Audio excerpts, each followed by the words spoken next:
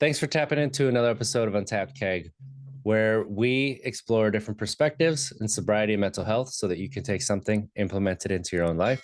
Here, we believe there's only one right way to get to sobriety, and that's the way that works for you. I'm your host, RJ Zimmerman, and I have the pleasure of being here today with therapist and author of This Book is Cheaper Than Therapy, Liz Kelly. How are you doing today, Liz? I'm doing great. Thank you so much for having me. It's great to have you, and I'm really excited to continue our conversation that we have been having. And um, to start things off, for those who don't know, could you give us a little bit of a background of yourself? Sure. So I am a therapist in the Washington, D.C. area, and I also am now a new author. So the title of the book is This Book is Cheaper Than Therapy, a no-nonsense guide to improving your mental health.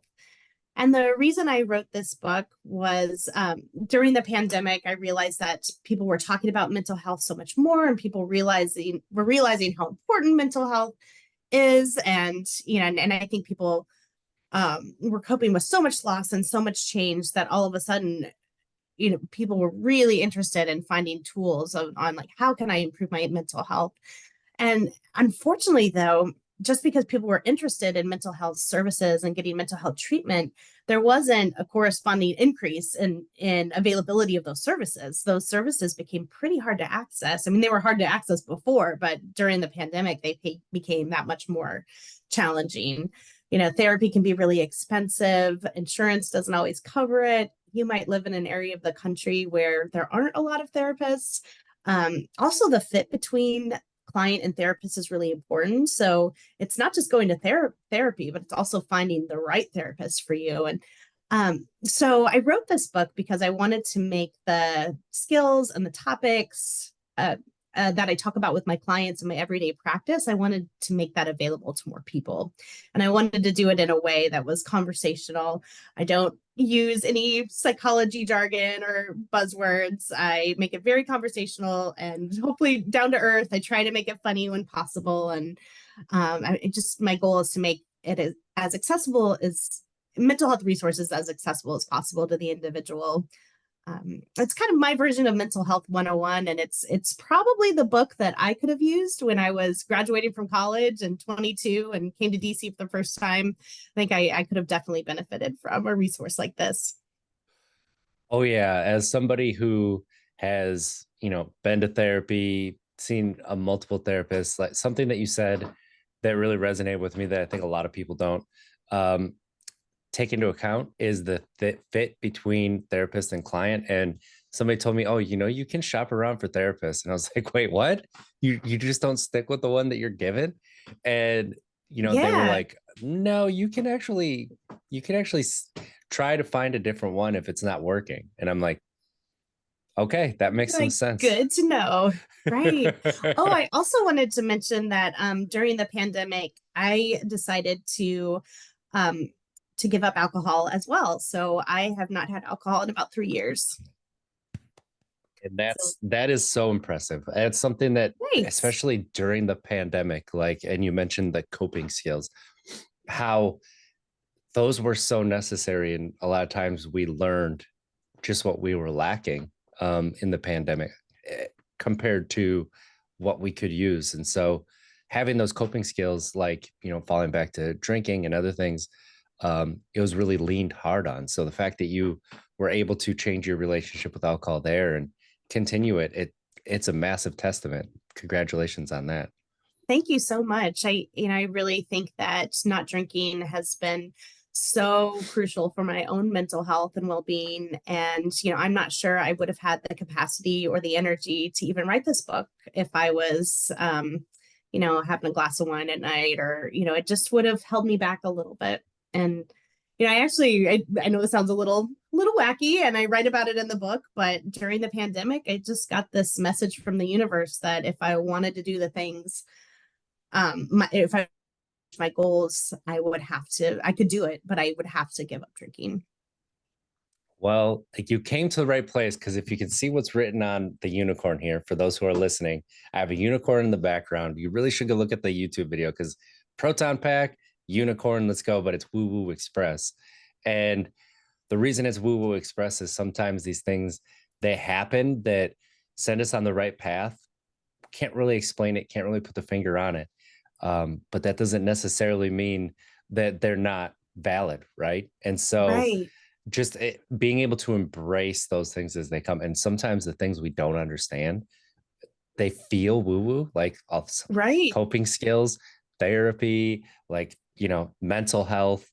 A lot of times when it comes to that, when we just don't understand the exact ways of getting there, emotions and feelings are one of those too. It can start that way. It feels woo woo. And so, Yeah. that's something that I've kind of turned into a little bit of a fun little tool to be able to use too. And so that doesn't sound so woo woo here, but I totally understand what you mean about just having that. If I want to accomplish these goals, alcohol is just not going to be able to be a part of my life. And that's very similar to how I made my decision too.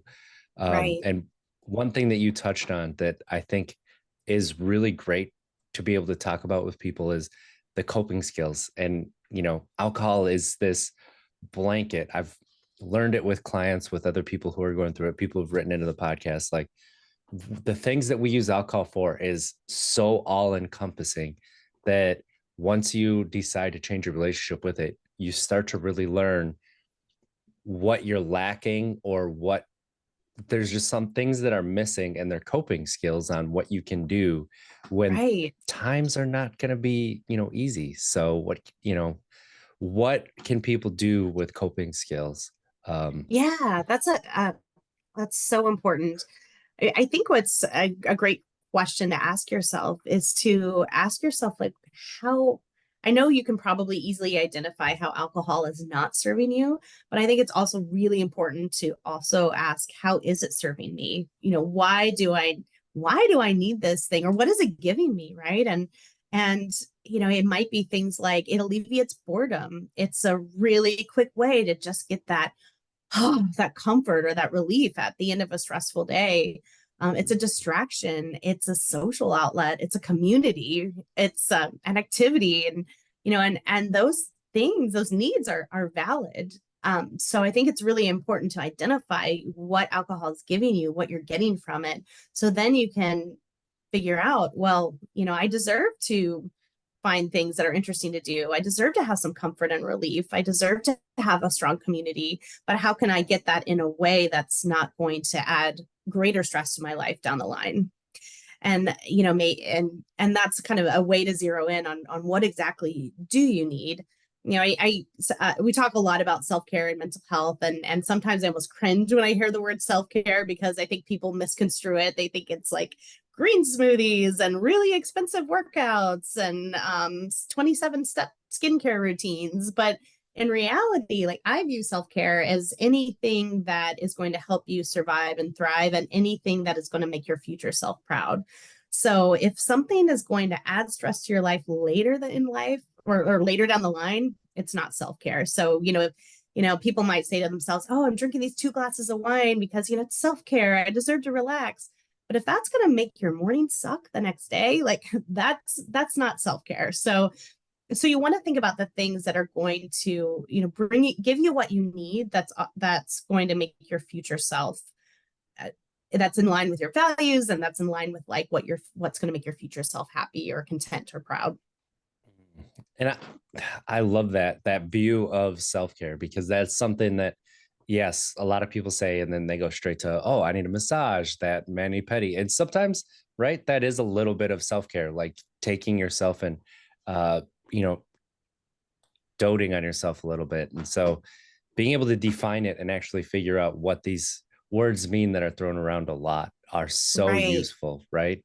And Yeah, that's absolutely. And yeah, and I like a good massage too. I like to, get a pedicure. Like, all these things are nice and they're fun, but they're not necessarily going to be restorative or help sustain me, essentially. And I have a colleague, her name's Dr. Susan Grenels, and she's a therapist that I admire a lot. And one of the things that she asks her clients is, what does your soul need right now? mm, And I love that question, because sometimes when we're trying to figure out, especially if we don't have a lot of time, like, what the heck do I need? What do I want, or what would be useful? And I like that question, because your soul might need something really simple, like I need a glass of water, or I need, 20-minute nap, or it might need something more complicated, like I need to get out of this toxic relationship, I need to leave this work environment, something along those lines. And so I like that question. It's, again, it's a little bit woo woo, but I think in a good way, but it's a way to zero in on, what do you need right now? And those questions are so they're so useful. And so as you're gaining these questions that you can ask yourself, you can really start to open your mind and be like, okay, what is it here that I am actually looking for? Like, I'm having this draw, I don't want to do it. You know, a way that has been easy for me to define self-care has been like keeping small promises to myself. So, Oh, I love that.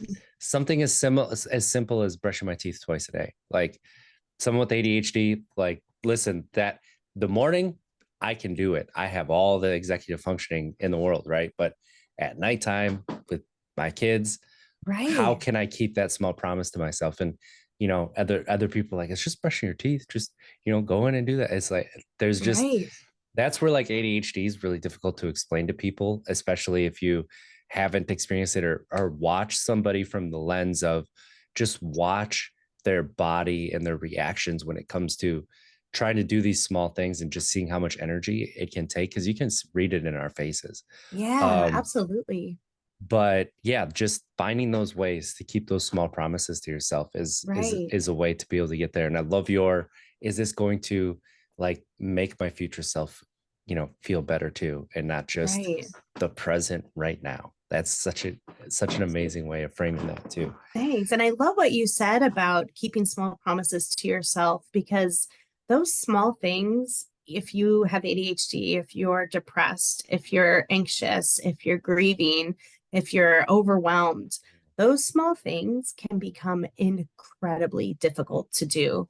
And I think what happens sometimes is that when we're not able to do those small things, we feel a lot of shame. Like we start saying things to ourselves like, it's just responding to an email, what's the big deal? Or it's just brushing your teeth, you should be able to do that, why aren't you doing that? And we get this feeling of shame, and that shame builds up, and then it makes it even harder to do those small things. And so being able to recognize that those small things are sometimes really challenging, and being compassionate with yourself, and being able to give yourself that grace and be like, no, this is a big deal and this is hard, and I deserve to cheer myself on when I'm accomplishing these small things. That's such that's such a great reminder too, to be able to cheer yourself on and be there for yourself. And something that really can help in your search for the coping skills that you're looking for to replace alcohol is that self-talk and how you talk to yourself. um, Right. when it comes to self-talk, how do you get people to kind of look and be honest with the way that they talk to themselves, and then start to redirect and like reframe some of the ways that they do that? Right. That's I love this topic. We all have this inner critic, right? And our inner critics can be so incredibly mean. I mean, we say things to ourselves we would never say to another human being. So one strategy I talk about in the book is giving your inner critic a name. So I have named my inner critic Nelson. So when Nelson is acting up, I can be like, back off, Nelson. I'm doing the best I can.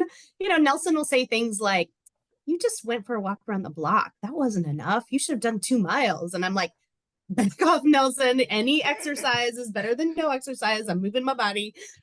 So that might be one strategy to consider, is to give your inner critic a name, so that you can start to separate yourself from that really negative voice in your head. Another strategy I like a lot is to look at the difference between self-esteem and self-compassion. So self-esteem often relates to our accomplishments and our ability to achieve goals, getting that promotion, how long we've been sober, all of these kind of check marks, right? And but the problem with self-esteem is that it's very much based in the external events. So I really encourage my clients to consider focusing on self-compassion, because self-compassion, as opposed to self-esteem, is more about the relationship that you have with yourself. And it's about treating yourself like you would treat a friend. And the nice thing about some self-compassion is that it's there for you when you do accomplish that goal, but it's also there for you when you've kind of fallen on your face and you need to figure out how to move forward. And so, when you are struggling or facing a challenge, it's really important to ask yourself, what would I say to a friend in my position? How would I treat a friend in this position? And chances are you would really be kind to them, and you would be gentle with them and compassionate. Historically, you may have not treated yourself the same way, but I really want all my clients and all the folks that read my book to understand how important it is to start treating yourself like you would treat a friend that you care about. Yes. There's a question that I asked a group of people that I knew was going to be powerful just from my own standpoint. And it was, if your kids or a child that you cared a lot about talk to themselves the way that you talk to yourself, how would that make you feel? And everybody paused and they were like, oh. And I'm like, okay, why is it okay for you to talk to yourself that way then? I And it love was like, that. damn. And I'm like, listen, I was there. I was there. I Right. know it. I still am sometimes, right? Like you're talking about Nelson, like, you know, how it doesn't always go away. And it's Right. that subconscious, those automatic thoughts that come in. And when you start to understand that those automatic thoughts aren't necessarily you, right? There's summation of your life experiences, they're your childhood, and that doesn't just include like your parents, but also, teachers, peers, all of that, your Right. coworkers. It's all of this is coming in. And so you don't have Right. to follow everything to and believe it, right? You can Yeah. redirect it and be like, really? Is that really what I think?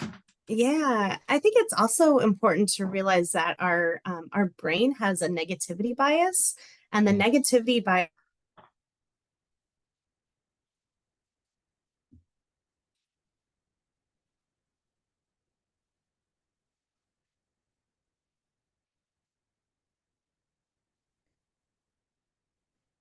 danger or something that's not going right. So our brain is going to put much more weight on things that aren't going well than things that are going well. So I think it's really helpful to recognize that our brain is going to gravitate towards the negative, and it's really important, which might have helped us back in the days when we were, running away from, saber-toothed tigers, back in caveman days. That was probably very important to, pay attention to that rustling in the leaves and, save ourselves if we were under attack. But in our modern world, this negativity bias can get us into trouble, and it becomes a little bit misguided. And so, being able to recognize that, like, okay, my brain really wants to focus on this negative information, but can I take steps to also counterbalance that with something that's maybe a little bit more realistic? And I guess another way to describe this is that we probably all had a feedback session at work where our boss says 9 amazing glowing things about us, but maybe one area for improvement, and our brain hyper focuses on that one thing, right? And so it's really important to kind of start taking a more balanced approach at like the information that you're taking in. I love that you brought up the negative bias and explained that so that people can really grasp that. And then the thing that I love the most about how you're approaching all of this and how you talk about life in general is that you don't just go to positive vibes only. Just be positive about it. It's, just take it and go straight Yeah. here. Let's go realistic. Let's go useful. And it's like, yes, yes, a person Yeah. that I fully relate to. Like, yes. Yeah.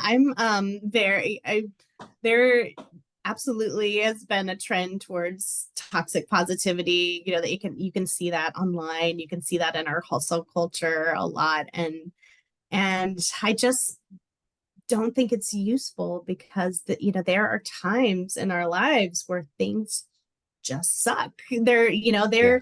with, if you've had a terrible loss or if you've experienced hardship, like there isn't always a silver lining to be found. And you have every right to grieve that thing, whatever it is that you're going through or that you've lost. And I think sometimes people try to bypass their grief by like immediately jumping to the silver lining. And I also think that happens in recovery too. People are so quick to find, to search for the meaning and the silver lining. And not that that can't come down the line or at a certain point, but you can't bypass the grief that you're going to feel by making a significant change or contending with a difficult loss.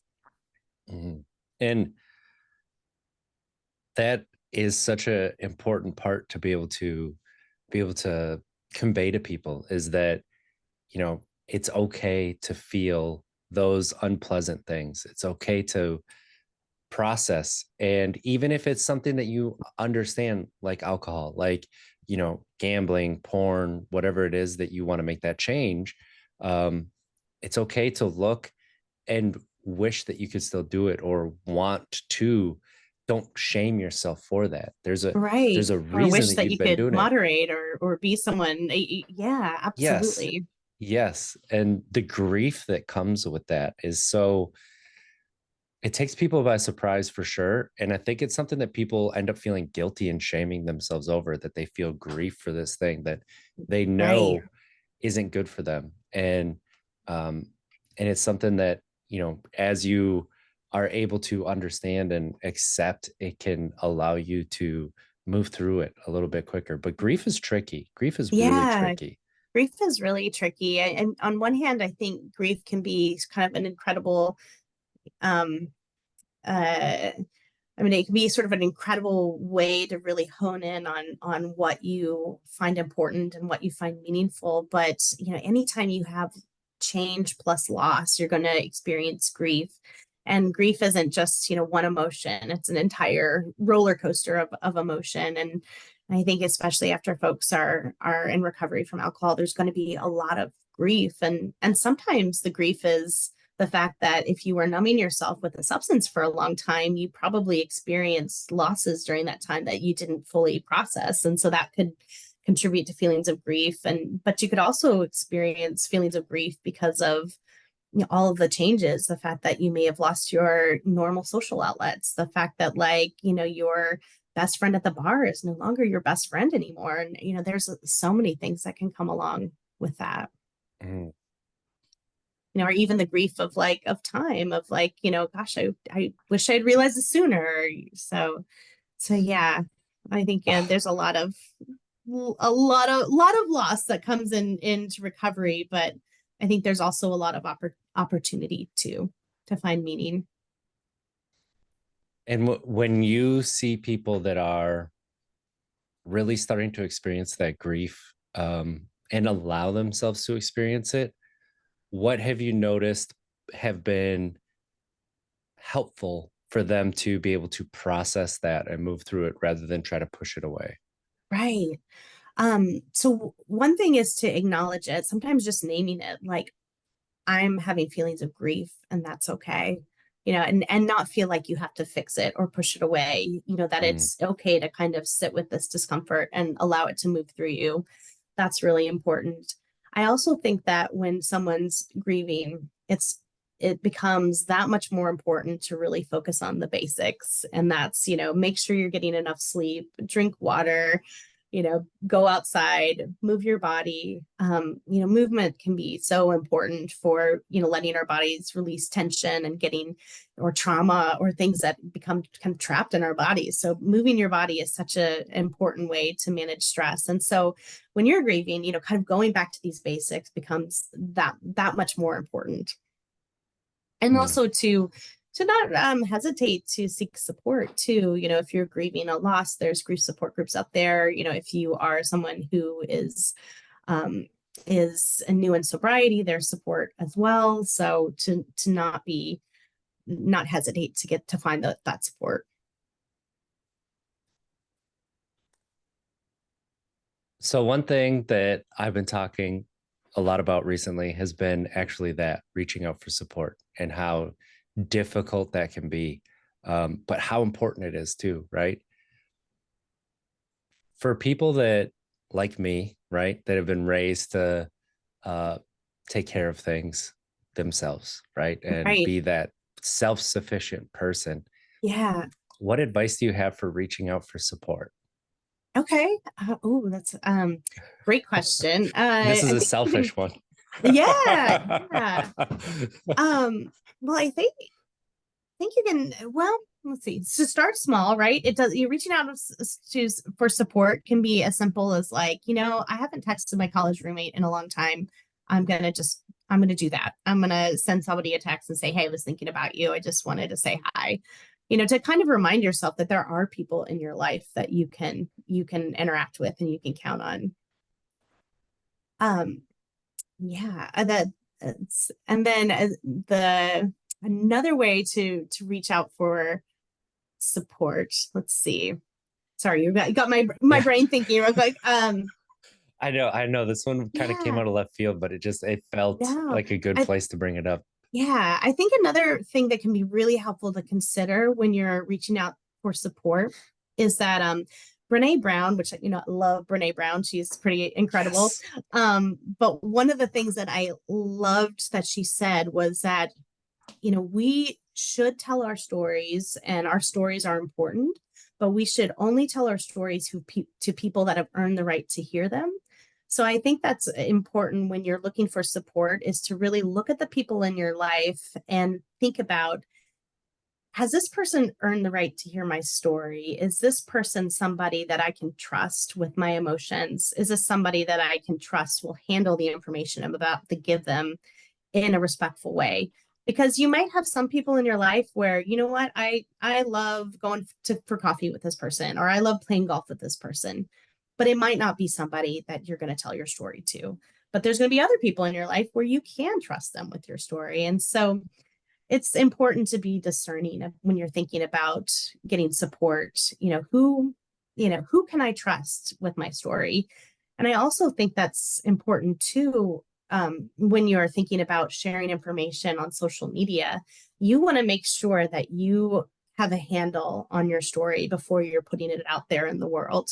Because once it's out there in the world, you really can't control how people are going to react to it. And so I do encourage people to be thoughtful before I think putting your story out there can be, as you've done with your podcast and with your Instagram account. And, that's been a source of strength and empowerment for you. But I also think it's important to be thoughtful before you make that decision, right? Yes, it absolutely is. And that's one of those things that, working through the judgment that other people are going to bring you. Like, and I brought this up because of a post that I made, not too long ago that got a lot of likes and attention. And the thing is, like, I've been working on this for, 4 years, and it still sometimes takes me 2 days to talk myself up into it's okay to share. You're not being a burden. You're not bringing somebody down.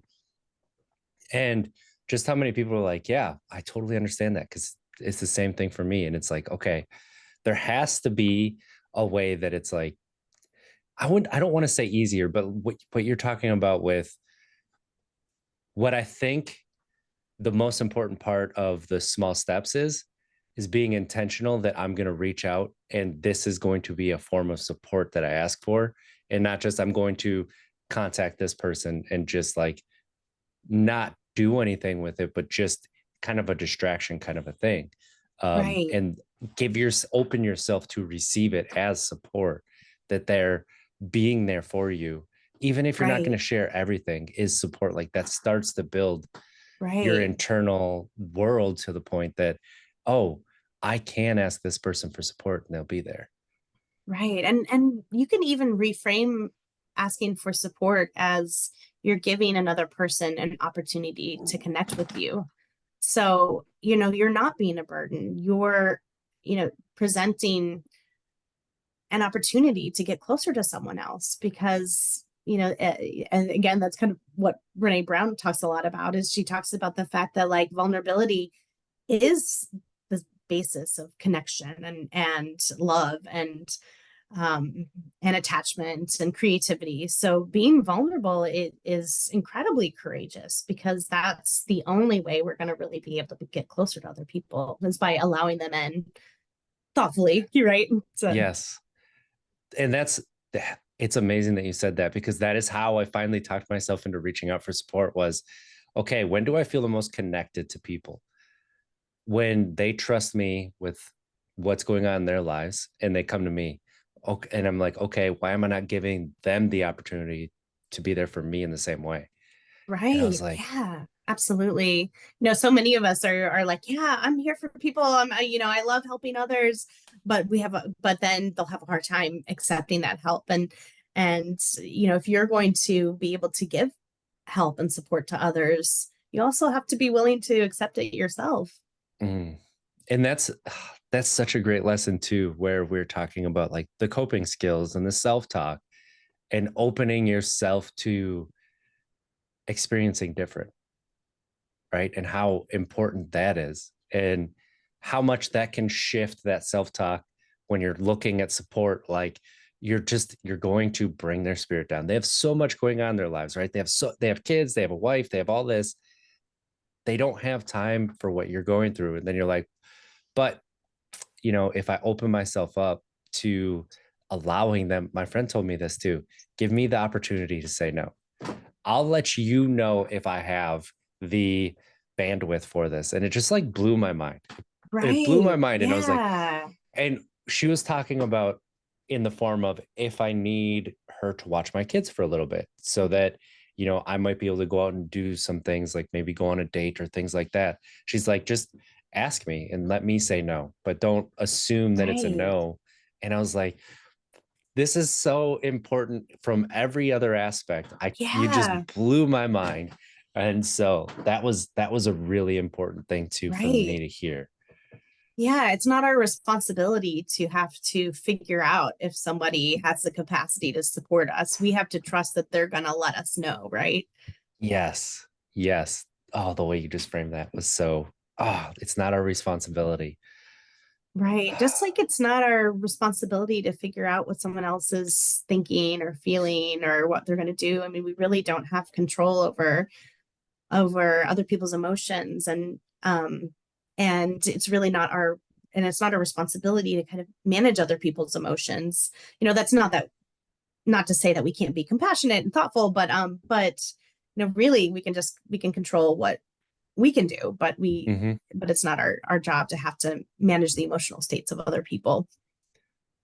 And that's such a wonderful lesson too. That's something that I used to try to do, right? Is manage people's emotions all the time. And then I found out, like, this is something that I found out that I have to be preemptive with some people about, because Right. um they're empathetic and they're watching me the same way that I kind of watch them. And like, I don't have resting bitch face, I have thinking bitch face, right? Okay. And so like when people tell me something and I start thinking and I'm trying to like put it into, okay, is that real? How have I seen this? I'll see the look on their face, like they'll be like upset and like pull back, right, and a little bit withdrawn. I'm like, wait, do you think I'm judging you right now? And they're like, yeah. I'm like, no, I'm putting what you just said into my mind to see where I'm doing it and where I can change it. And they're like, Right. oh, but it's like Yeah. those moments, other people judging me for that, right? Or judging themselves, thinking they know what I'm feeling, but I'm actually like taking what they said and putting it into action in my mind, is like, Right. okay, I getting that toolbox and that lesson that I might be putting things onto other people that they are not actually putting onto me. And so asking For for that same sure. reason, like that's a great example of that. Yeah. Yeah. Our brains have this tendency to personalize things where we think that it's our fault or we caused it. Or, for example, I use this example in the book where, if you go to a work meeting and there's this person there who's got this like stank face on, and you immediately think like, oh my gosh, I did something wrong. What did I do to make her mad? I mean, but in reality, like we have no idea. Like her cat could have died that morning, or like, we just, she could have had terrible traffic getting into work. She might be in a fight with her partner. Like, we don't have any idea why that person is presenting the way that they do. And the only way to really know is, if we, depending on the relationship, if we're close enough to that person, you might ask and say like, hey, how are you feeling today? Or is everything okay? Or if it's a coworker, you might just sort of, kind of, let that person be, and, be a little extra kind during the day, but you don't have to assume that it's you, that it's your stuff. Or Just how freeing that can be in all of your relationships. You right, want to talk about good coping skills when it comes to relationships is just asking for what, and then right. instead of just Yeah. insinuating and guessing. Yeah, because our brains like love to create stories and fill in gaps and to make these elaborate scenarios of things that may or may not be true. But the only way to know is to really ask. Is there any tips you have for people that might be making up stories that to they're in this loop in their head and figure out if they're making up a story or if it's actually what Yeah, is real? for sure. So if you notice that you have a loop going on in your head, it's sometimes called rumination, where you're ruminating over this topic. And I think of it kind of like a record player that's going around and it's stuck and it keeps going around and around. It's really important to kind of to not get engaged with the content of your thoughts, but to say like, oh, there's my brain. My brain's ruminating right now. And then to try to do something that's going to distract yourself for even just a couple of minutes to try, because what you want to do is break that cycle of rumination so that you can kind of unskip the record player, if that makes sense. Um, and after you've done that, or if you do have kind of thoughts that are repeating in your mind, you are welcome to challenge those thoughts. It's important to ask yourself, like, do I have any evidence for this thought? Is this thought true? Is it helpful? Is it realistic? If this was a friend, what would I say to them? So I almost think of it a little bit as like you need to put your thoughts on trial and see what is relevant and helpful and keep that. And what's not, you can disregard, or you can reframe, or you can try to shift or change. And that's something that I know that I found myself in, early recovery, early sobriety of moving on from drinking, like that I would find myself in often is that thought loop, that cycle, the ruminating about Right. the past, about, you know, what I'm doing right now and getting caught into that grief that was there and like those stories. And so giving people Yeah. that understanding that, oh, you don't have to actually follow those. You can Right. challenge. Yeah, and what you said just now made me think of something that's also important for people to remember, especially if they're in recovery, is that we often have a tendency to judge the younger versions of ourselves like through the lens of who we are right at this moment. So I might have a tendency to think about something ridiculous I did when I was a Yeah. freshman in college, but I'm doing it through the lens of my adult self who has this maturity and experience and knowledge and education, and I forget that I didn't have all of that when I was a freshman in college. And so, especially for folks who are in sobriety, being able to recognize that the younger version of myself who at that point didn't have all the skills and tools and knowledge and maturity that I have at this point in time. And that's really important for being able to, treat the younger version of yourself with more compassion. Yes. Oh, I love that so much. There's so many times that I'd been looking at the past with the knowledge that I had of the outcome and been like, well, why did I choose that? And instead of looking at the reasons why I actually chose it, it's like I knew better. I knew that this would happen. And it's like, well, I knew it was a possibility, but did I know that was actually going to happen? Right. And just how Yeah. much more kind it is to look at, well, why did you actually make that decision? Right. And chances are you were doing the best you could with the knowledge and the skills that you had at that Mhm. time. Oh, absolutely. Yeah. Absolutely. Um, Liz, before we end this conversation, which is so fantastic, and I could talk for hours with you because this is all just super relevant and right up Yeah, my alley. likewise. I love talking about these topics. I know something that you're passionate about is affordability when it comes to therapy, and it's something that you touch on in the book as well. Um, Right. could could we talk a little bit about some of the ways to be able to get some mental health care that is more affordable for those that can't afford sometimes how expensive it can be?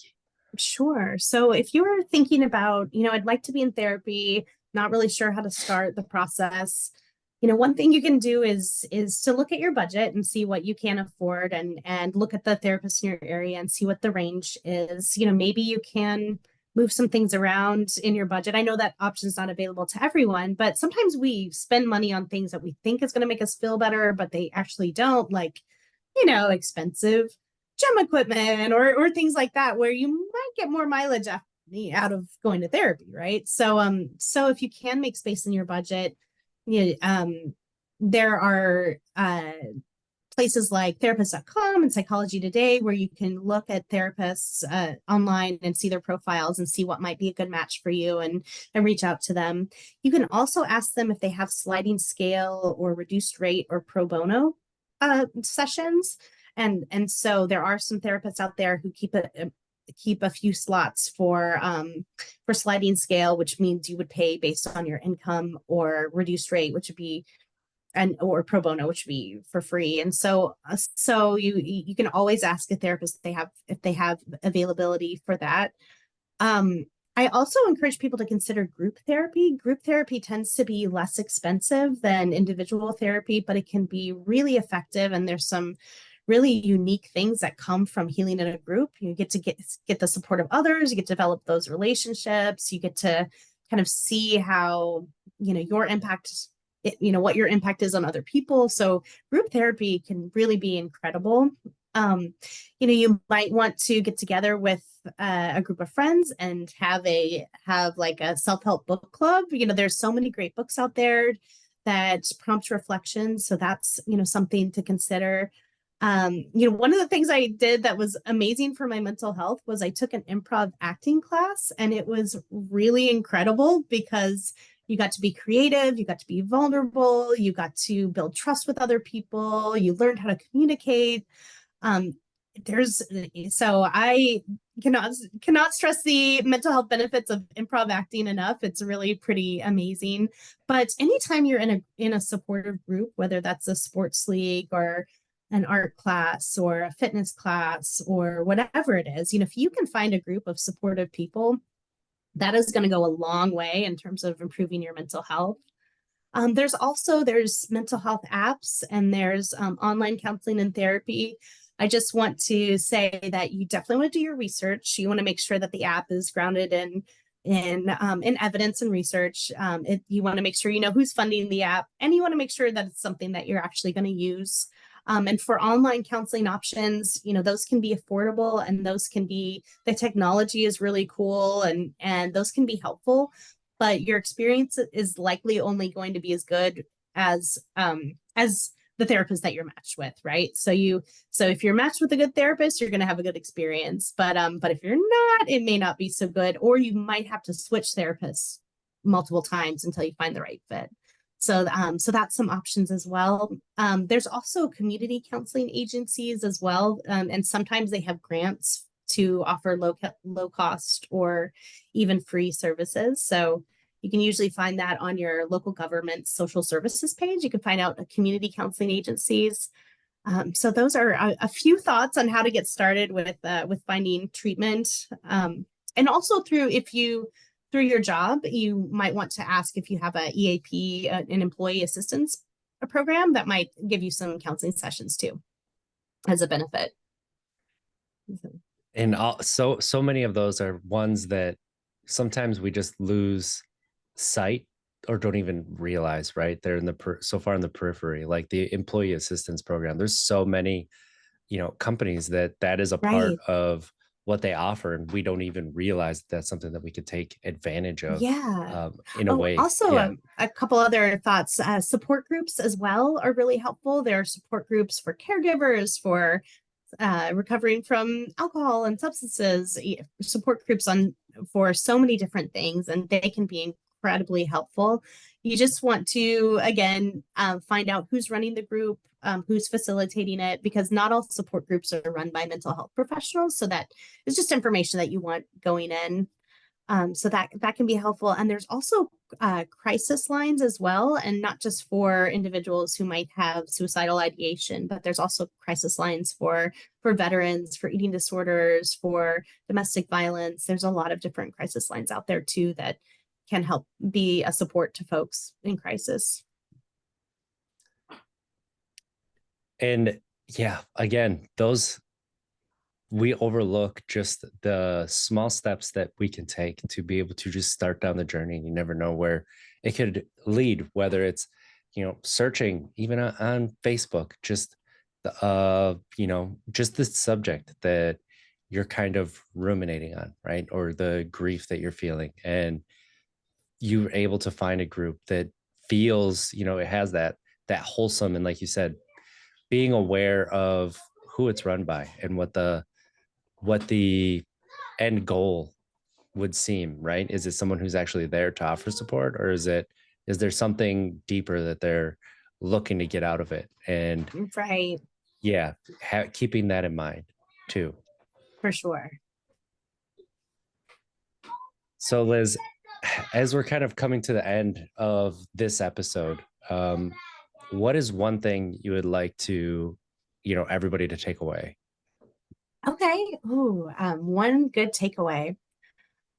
So I hope it's okay. I'm going to mention two takeaways if that works. That The first works. takeaway is not to underestimate the power of small changes. Things like sleep, hydration, what you eat, moving your body, um, taking breaks from technology. Small changes can really make a huge difference in how you're feeling. The second takeaway I would love for people to internalize is to really focus on self-compassion and to start treating yourself like you would treat a friend, because that can really be a game changer. both of those both of those are so important and so wonderful, and can often, so be so easily overlooked, that once you start to take that viewpoint from that 10,000-foot view and bring it down into where you're at right now, what you're actually looking at, can give you that pathway that you've been looking for. So I love that so much. So Liz, if people wanted to keep up with you, how best could they do that? Sure. So I can be found online. My website is Liz Kelly, M as in Mary, S as in Sam, W as in work. So lizkellymsw.com. And I can also be found on Instagram at real.life.mental.wellness. And and you can also find my book wherever books are sold. So it's called This Book is Cheaper Than Therapy. So you can find it wherever you like to buy books. And it's such a clever title. I love it. Every single time you say it, I get this big smile on my face. Oh, thank you so much. I definitely emphasize, on the first page of the book that it's not meant to replace therapy, but at the same time, if you're stuck on a waiting list or you can't afford therapy, or maybe you're just curious about improving your mental health, this could be a resource for you. And it's a great starting point to be able to find what resources you might be looking for and you don't even realize it. Right, exactly. I Yeah, love well, that. I really enjoyed talking with you, and I so appreciate the work that you're doing, and I thank you for all the support you're giving to countless individuals out there. Thank you. I really appreciate that. And for those who are wondering, all the links will be in the description. So scroll down, give Liz a follow, because it's the realism in the work, and not just, oh, this is what you're looking for, but there's no steps to really get there. It's that usefulness that is so, it's so wonderful, and it's so great talking to you. Like I said, I could talk to you for hours because this is so, Yeah. it's so in line. And just that similar thinking and the way that you're viewing things is moving my perspective too, and like getting me to kind of look in different directions. That is like, oh, that's so fantastic. So the please continue to do what you're doing and get out there and talk about, mental health and therapy in a way that's approachable, because it really doesn't have to be, you know all the sunshine and rainbows. It can be, Right. some of the smaller things that are there, that are necessary, that if you overlook, it really is a boulder in the way that you don't even realize might be there. So, Right. Liz, this has been so fantastic. I'm so excited for you. Thank you, for Yeah. sharing Thank all of this. you. Thanks for the great And conversation. you bet. So go follow Liz. Um, Share this with a friend that you think would benefit from it, or a family member, and hit that subscribe button. Leave us a review, whether it's no stars, 1 star, 5 star. Let me know how I'm doing and how I can improve. And let's try to be better tomorrow than we were today, because at least we don't make it, we tried. Have a great week, everybody. I love you.